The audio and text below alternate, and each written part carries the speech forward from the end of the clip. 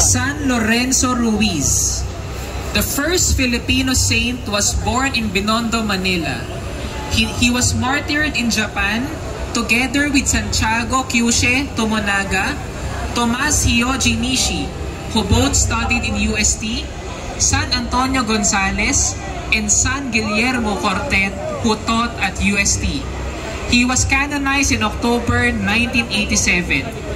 His image will be accompanied by the following: the Eucharistic Ministers of Holy Communion, the UST Parish Youth Ministry, the Scholars, and the UST Junior High School, and the Augustinian Sisters of Our Lady of Consolation. His image is owned by Christian Salamat. Saint Lorenzo Ruiz, pray for us.